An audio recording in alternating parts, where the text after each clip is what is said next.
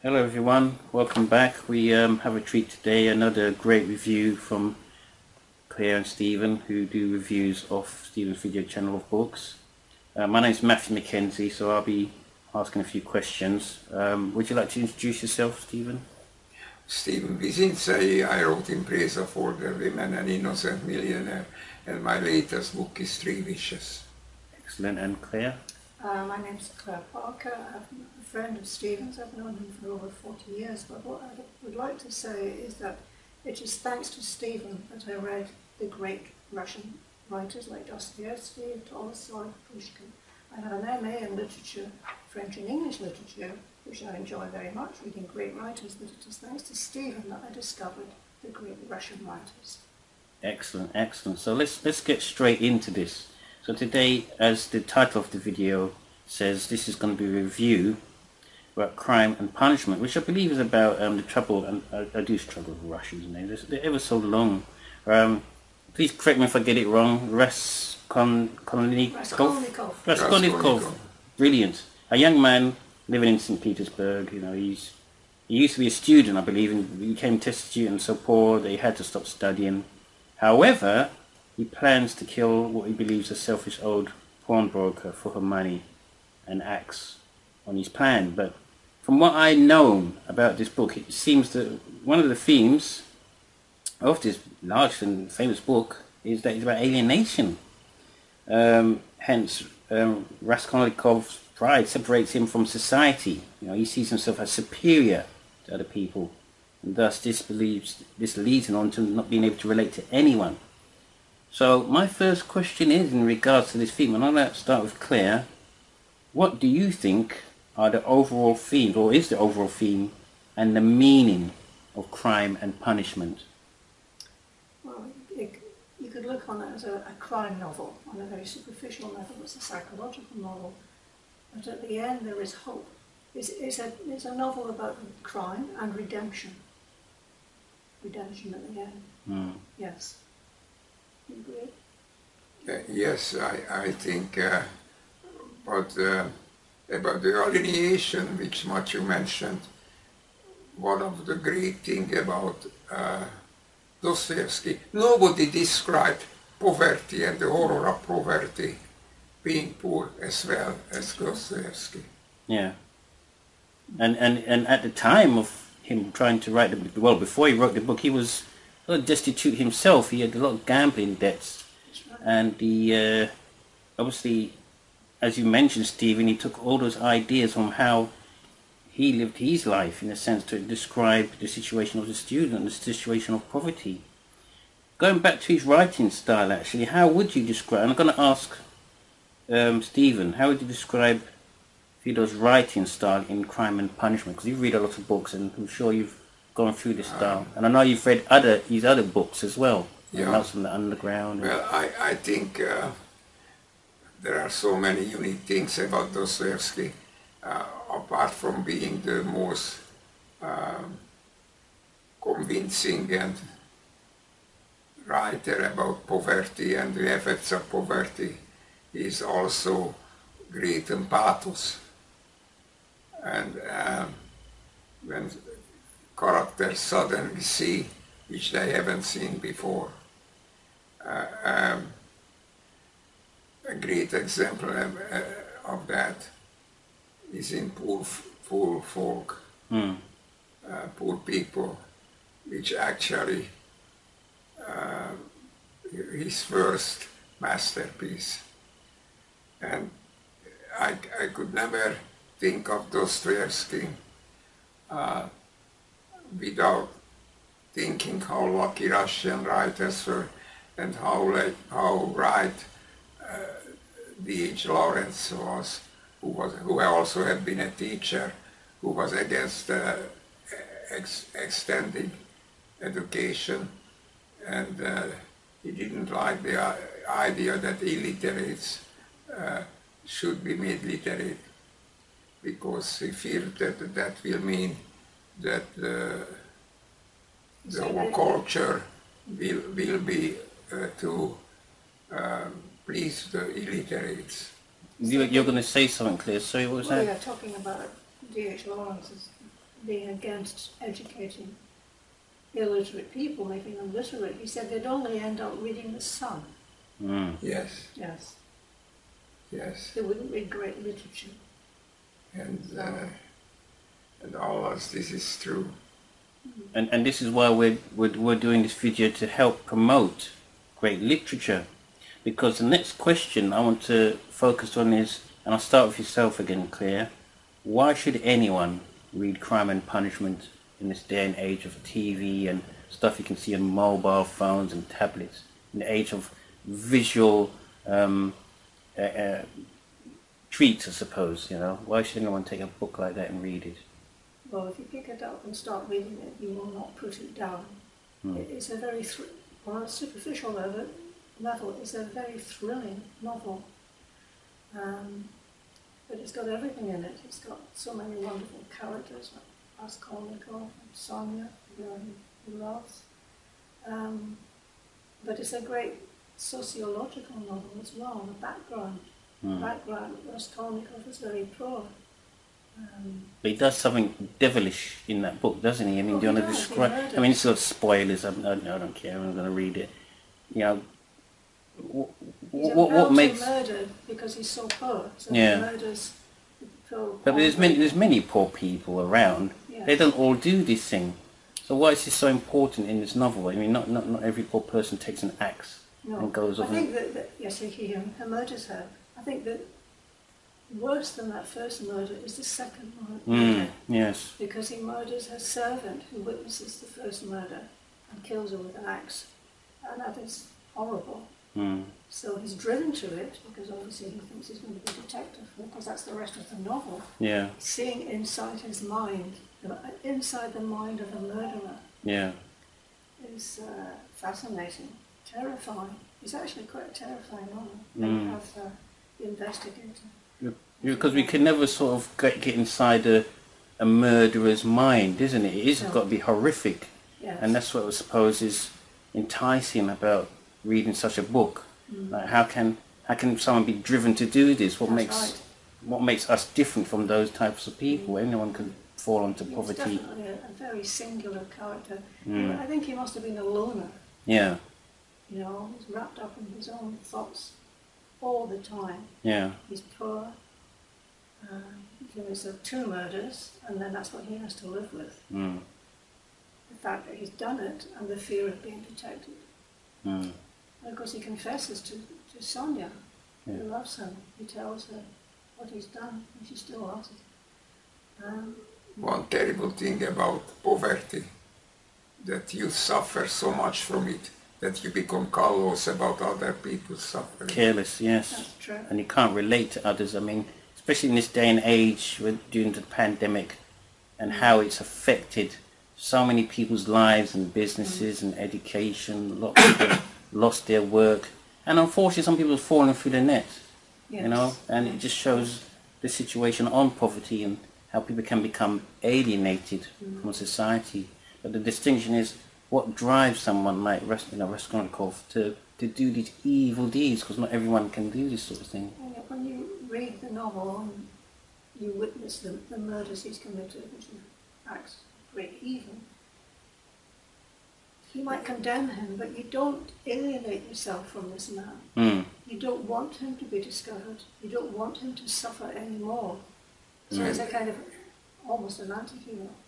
I don't quite think it's fair to say that he had the mind of a murderer. No, I don't think he did. He did. The big thing is about that people do things and that don't realize the meaning of it. So basically, he just wanted money. Yeah. And then thought that Napoleon killed a lot of people. He hated very much Napoleon, and then he will be able to get money, and so it becomes a human right for him to get money. Yeah. And if it comes to having to murder an old woman, then let it be so. But then he realizes after committing a crime that what he has done. So it's not so much crime and punishment as crime and repentance. How we come to repent his crime. So was the title of the book a bit misleading then? It should have been called Crime and Repentance instead of Crime and Punishment.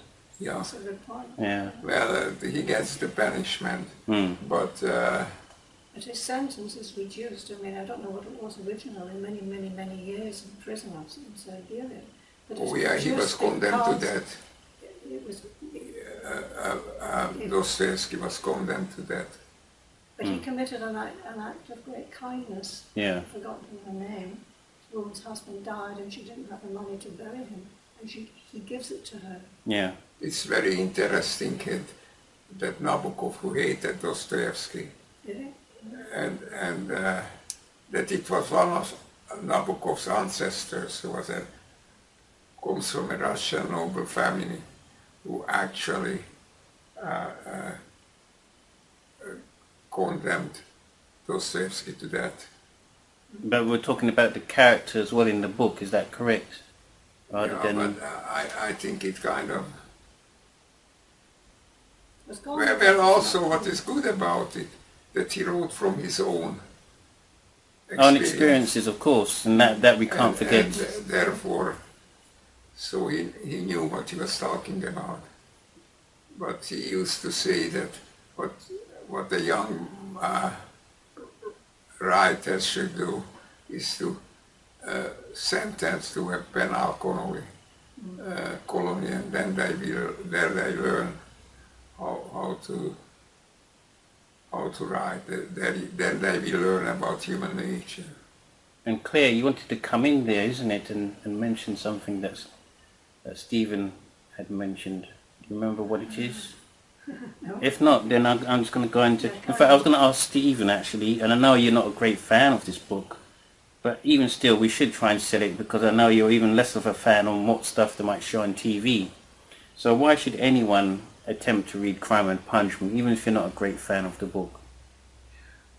Because you know... You don't really know life. Yeah. And don't really know how evil, how insane people can be unless you read Dostoevsky and Crime and Punishment.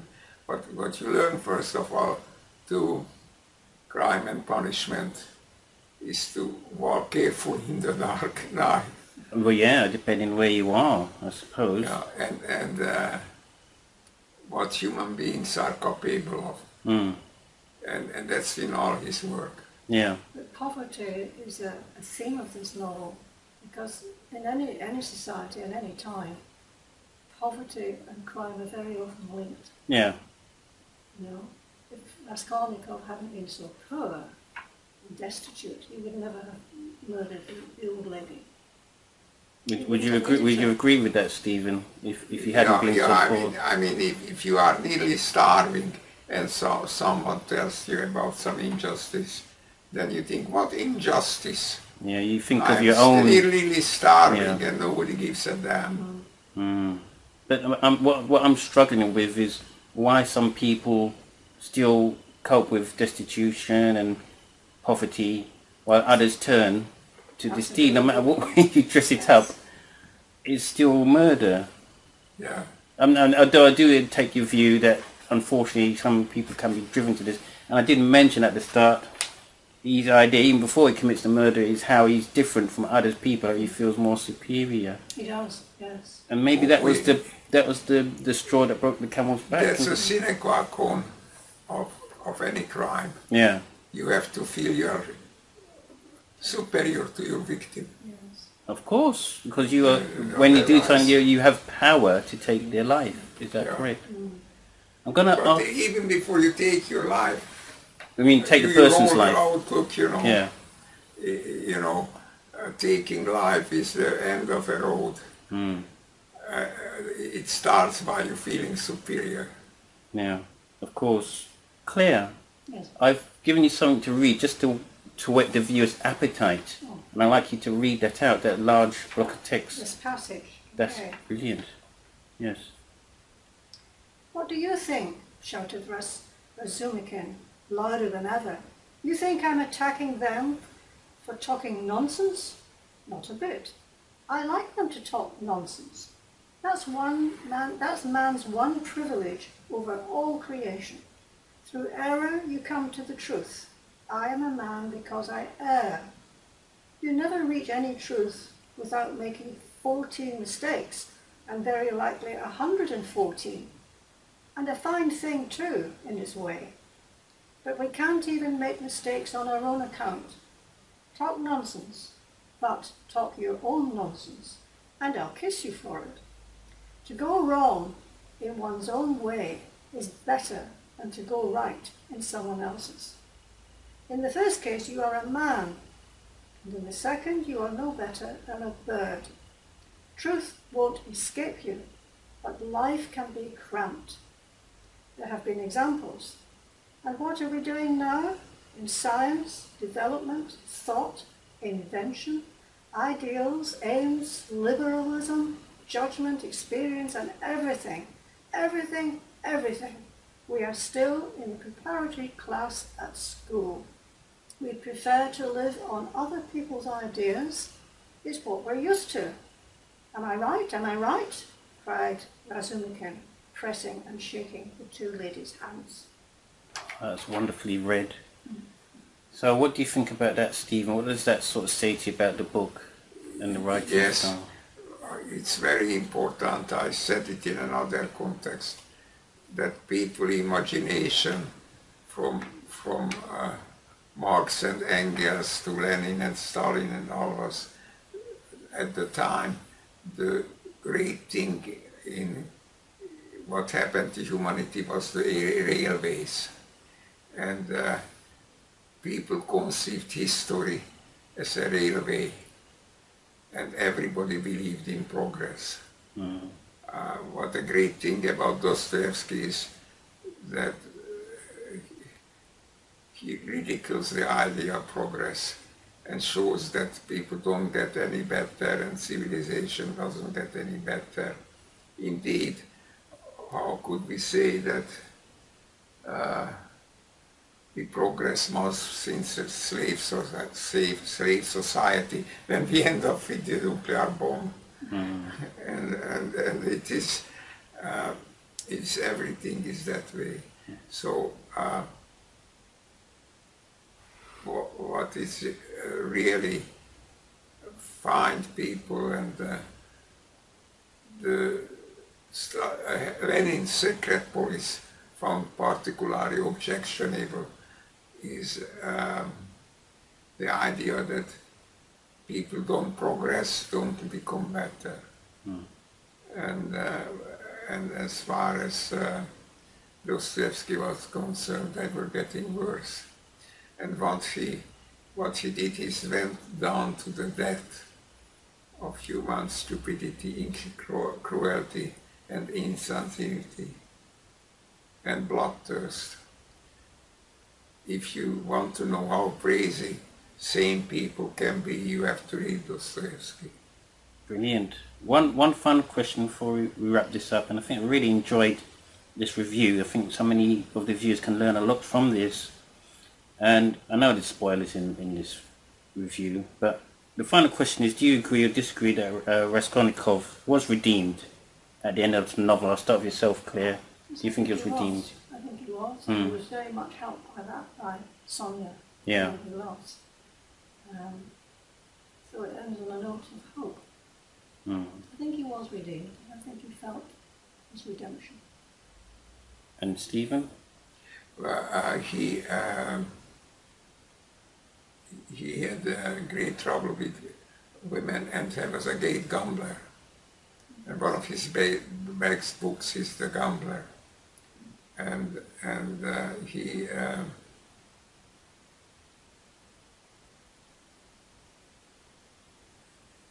well, if you read Dostoevsky, you cannot believe in progress. Yeah. He gives you all the human evidence against it. And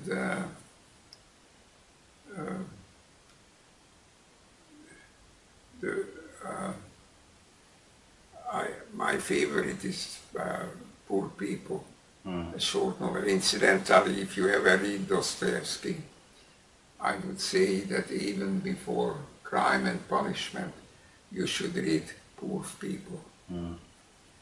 Well, perhaps we'll do a review of that one day, yeah, as a treat, since Stephen recommends that. But I think what we'll do now, I've put you both through the ringer in some sense for any difficult questions. We'll leave it at that, but I really have enjoyed this book review today. So those watching, please check out Crime and Punishment. You can download that or get that off of Amazon, and also check out Stephen's new book, Three Wishes. And your new book, Claire, do you want to say what your new book is? It's Gossamer a Island. story for children aged about 8 to 10, and it's called Gossamer Island. And it's certainly not as nasty as Crime and Punishment. So if you want a light-hearted book, certainly buy Claire's book. All available on Amazon. I'd say thanks for watching, and goodbye. Bye, thank you. And we'll see you next time. Excellent stuff.